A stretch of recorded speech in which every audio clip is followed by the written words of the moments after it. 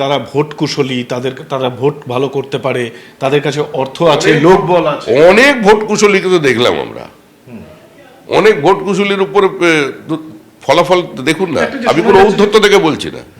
স্বাধীন ভারতের ইতিহাসে অমিত শাহ থেকে বড় ভোট কুশলী কেউ জন্মগ্রহণ করেনি, আর আগামী 50 বছরেও কেউ জন্মাবে কিনা সেটা হিসাবের বিষয়। আমি বলছি কলকাতা পুরসভার ক্ষেত্রে শোনা যাচ্ছে আপনারা প্রায় 50-60 জন কাউন্সিলর তৃণমূল কংগ্রেসের, তাদেরকে আপনারা বিজেপিতে নিচ্ছেন, এবং বিদ্রোহের ইতিমধ্যে দেখা যাচ্ছে গতকালই বিদ্রোহ শুরু হয়েছে।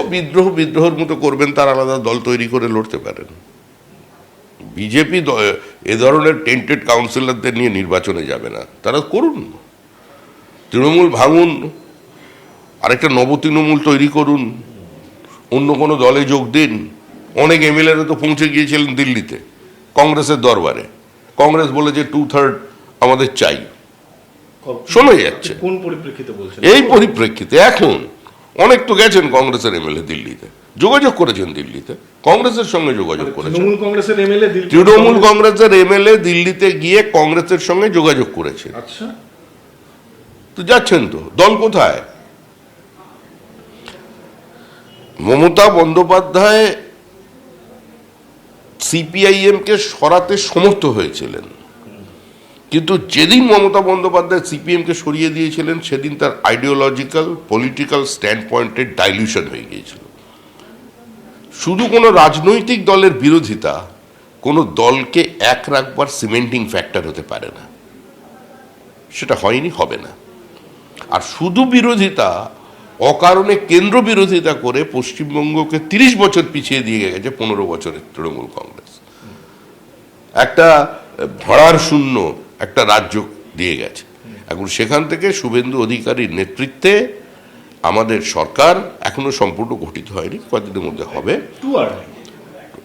তারা দেখতে পাবেন 100 দিনের মধ্যে যে সরকার এর গতিটাকে আপনি স্পর্শ করতে পারবেন। একটা কথা বলি, আপনার কথার মধ্যে একটা কথা আপনি বললেন, এই যে দল করুন না, নবতৃণমূল করুন, এই যে আপনি বলছেন, আমরা বিধানসভায় দেখছি যে 80 জন বিধায়ক নিয়ে রয়েছে তৃণমূল কংগ্রেস, তাদেরকে বিরোধী দলের ঘর দেওয়া হচ্ছে না।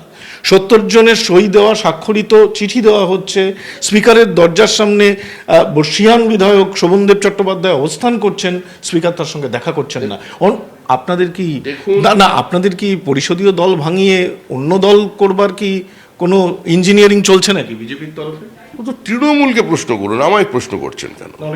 আমাকে যারা ফোন করছেন আমি বলছি ভাই আপাতত কোনো সম্ভাবনা নেই। এমএলএরা ফোন করছেন? হ্যাঁ, এমএলএরা ফোন করছেন তৃণমূলের? হয়তো করছেন না, কে বলেছে আপনাকে? এমএলএরা ফোন করছেন, কাউন্সিলর ফোন করছেন, এমপিরা ফোন করছেন তো। আমার সঙ্গে এমনিই যোগাযোগ আছে অনেকের। আর সবাই রাজনীতি অন্য দলের বিজেপিতে চলে আসবে ইচ্ছা প্রকাশ করছে, এটাও মনে করার কোনো কারণ নেই। হ্যাঁ, দলের মধ্যে ওদের কী হচ্ছে কারোর আভ্যন্তরীণ বিষয় আমাদের কোনো আলোচনা করার ইচ্ছা এই মুহূর্তে নেই, কারণ আমাদের সামনে অনেক বেশি বড় চ্যালেঞ্জ আছে। সুমিতা, এই বিষয়টা অন্তত একটু বলুন, যখন প্রশ্নটা একটু রাখলাম যে বিরোধী দল তারা ঘর পাচ্ছে না, 70 জন। দেখুন, বিরোধী দল ঘর পাচ্ছে কি পাচ্ছে না এটা নিয়ে মন্তব্য করবার কোনো ইখতিয়ার আমার নেই। এটা সম্পূর্ণ স্পিকারের বিষয়। স্পিকারও যিনি এসছেন তিনিও প্রথমবারের জন্য বিধানসভায় নির্বাচিত হয়ে এসেছেন।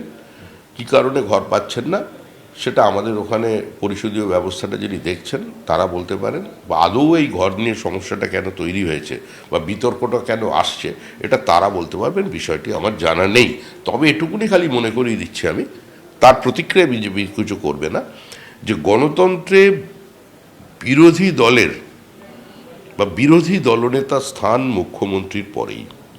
আমাদের যিনি বিরোধী দলনেতা ছিলেন তাকে মিটিং মিছিল করবার জন্য 104 বার হাইকোর্টের দরজায় যেতে হয়েছিল। আর সেই বিরোধী দলনেতা যখন মুখ্যমন্ত্রী হয়েছেন তিনি তখন তার প্রশাসনিক বৈঠকে সমস্ত নির্বাচিত জনপ্রতিনিধিদের ডাকছেন। ফলে সংসদীয় রাজনীতি গণতান্ত্রিক ব্যবস্থার প্রতি আমাদের আস্থা আছে এবং আমাদের মুখ্যমন্ত্রীর প্রত্যেকটি পদক্ষেপে সেটা প্রতিফলিত হচ্ছে।